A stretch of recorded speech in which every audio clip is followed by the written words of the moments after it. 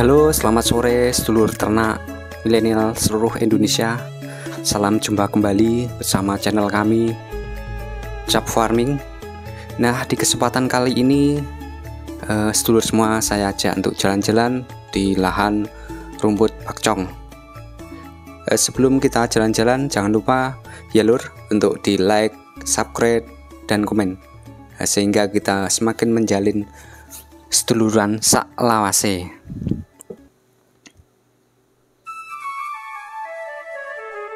Kali ini sedulur semuanya bisa lihat lahan ini lahan full sewa teman-teman, yaitu di lahannya Mas Bayu ditanami rumput pakcong, ada Zanzibar, ada Red Napier, ada legumen, yaitu ada Indigo Vera, ya berbagai macam pakan ternak. Nah, yang saya akan bahas sambil kita jalan-jalan ya lur, tentang budidaya rumput pakcong sebagai pakan ternak. Nah, ini tidak banyak daerah tempat kami di sini untuk menanam pakcong, teman. Rata-rata ditanam dengan menanam padi yang bagi sedulur petani-petani mungkin lebih menghasilkan. Tetapi dibalik ini semua sebenarnya luar biasa dari penghasilan dari budidaya rumput pakcong. Satu steknya mungkin hanya sedikit murah teman-teman. Tapi ketika rumput ini menjadi bagi ladang bisnis, maka akan luar biasa penghasilannya. Nah, sebelum saya bahas lebih lanjut teman-teman, bahwa budidaya rumput pakcong bagi pakan ternak ini, apabila teman-teman mau menanam, yang perlu diperhatikan, yang pertama pemilihan biji teman-teman. Biji bibit rumput pakcong, sebelum Anda menanamnya, Anda memeriksa terlebih dahulu dan pastikan bijinya dalam bentuk pemotongan batang rumput pakcong tidak busuk. Jika busuk, rumput pakcong akan merasa sulit untuk tumbuh atau bahkan mati. Nah, ini batang rumput pakcong yang sudah ditanam. Contohnya bisa jenengan lihat di lahan ini yang sudah dipanen, dan ada yang di sampingnya yang sudah panen, dan ada yang baru ditanam.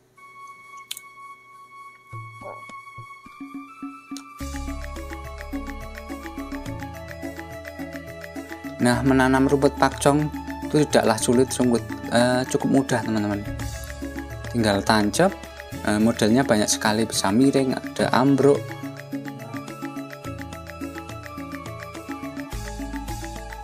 Kadang juga cuma ditaruh aja di tempat kami bisa tumbuh, ya walaupun mungkin kalau salah nanamnya tumbuhnya tidak bisa sampai 5 meter. Nah, ini tanaman pakcong bisa tumbuh di musim hujan dan musim kemarau. Anda hanya perlu menanam biji batang di tanah dengan posisi miring untuk memfasilitasi pertumbuhan akar. Jarak antara penanaman satu sama yang lain bisa sekitar 30-50 cm. Nah, ini dilakukan untuk memberikan jarak yang cukup untuk tunas yang akan tumbuh nantinya. Ini juga merupakan antisipasi awal sedulur semuanya, mengingat ukuran rumput pakcong cukup besar dan tinggi. Nah, selanjutnya ketika kita sudah menanam, kita bisa memupuknya. Pemupukannya bisa dilakukan setelah 2-3 minggu penanamannya. Biasanya pupuk yang digunakan bisa kandang, organik, atau menggunakan urea dengan dosis 50 kg per hektar. Nah, di tempat 78 farm ini full sewa teman-teman. Nah, ini dengan pendapatannya, dengan pengeluaran omset luar biasa teman-teman. Cucoklah istilah bahasa Jawanya. Jadi teman-teman bisa menikmati panen rumput pakcong setelah 2-3 minggu berikutnya. Bayangkan kalau punya berapa hektar, dan ini penanamannya berbeda-beda waktunya, bisa bahkan tiap minggu panen teman-teman, karena beda-beda tempat.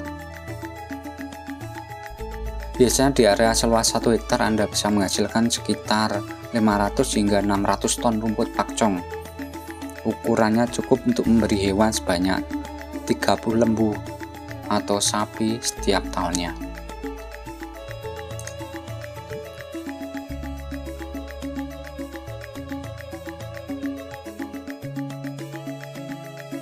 Nah, kalau ada yang komen tanya kok gagal cara menanam rumput pakcong, sebenarnya proses perawatan rumput yang berasal dari Thailand ini cukup mudah teman-teman.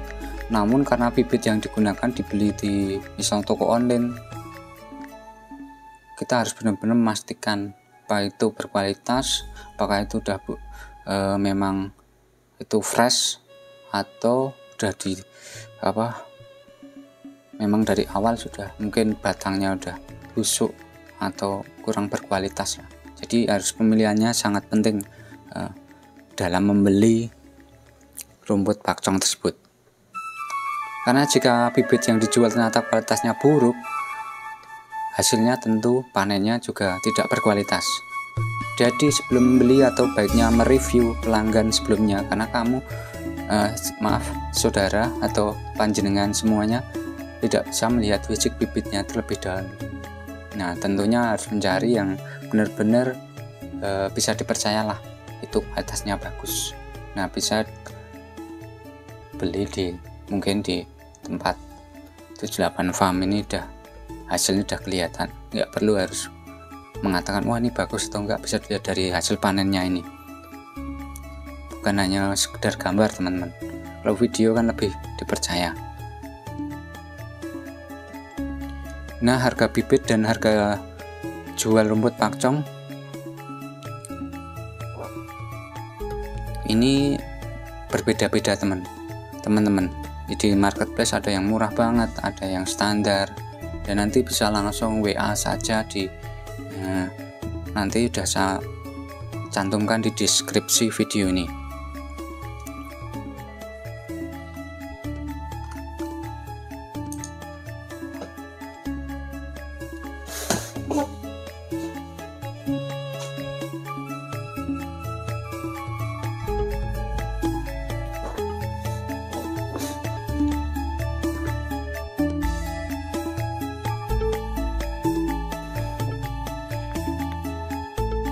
Nah, kelupaan teman-teman, nanti daripada yang tanya saya langsung jawab saja, kandungan nutrisi dengan rumput lain itu berapa lah. Nah, kandungannya rumput pakcong memiliki kandungan gizi untuk ternak yang tinggi, terutama protein sebanyak 16,45%, lebih tinggi jika dibanding dengan rumput Taiwan atau odot itu sekitar 11,6%. Dari hasil tersebut dapat dipastikan hewan ternak akan terpenuhi nutrisinya dan lekas gemuk saat proses pemeliharaannya. Bahkan kadar protein yang tinggi pada rumput pakcong juga sangat penting bagi hewan ternak, terutama sapi perah. Itu bagus untuk sapi perah, menghasilkan susu yang lebih banyak. Intinya pakcong kandungan proteinnya lebih banyak dari rumput gajah. Nah, rumput pakcong ini dapat tumbuh hingga 5 meter, bahkan ada yang sampai 6 teman-teman. Daun dan batangnya tidak ditumbuhi bulu, cirinya itu disukai hewan ternak, halus dan tidak gatal. Nah, kalau ada yang tanya, ternaknya kok enggak mau ya mas, tempat kami enggak mau makan pakcong. Nah, itu caranya mudah, dilayukan pertama, dilayukan dulu, dipotong kecil-kecil dan dicoper kalau bisa. Itu akan membantu ternak menjadi lebih doyan makan rumput pakcong.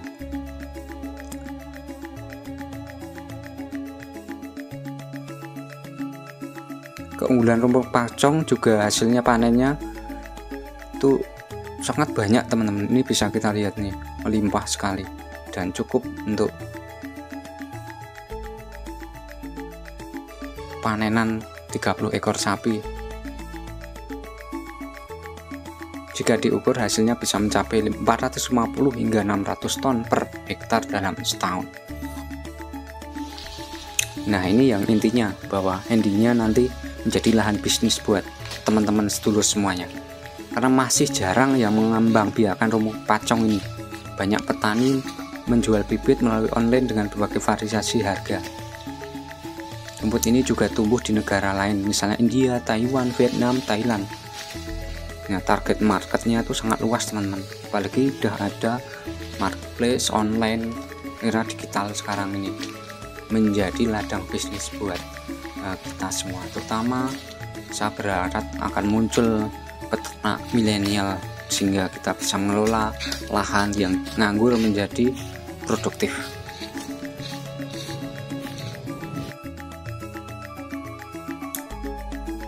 Nah, dulur semuanya, semoga informasi tentang rumput pacong ini bermanfaat buat semuanya, buat sedulur dimanapun berada. Apabila saya penyampaiannya kurang baik, saya mohon maaf, karena saya juga sama-sama belajar. Semoga peternakan sedulur semuanya saya doakan sukses, sehat-sehat, wedhuse lemu-lemu, sapine lemu-lemu. Sampai jumpa di kesempatan yang lain. Jangan lupa untuk like, subscribe, dan komen di channel Cap Farming. Salam jumpa kembali seduluran saklawase.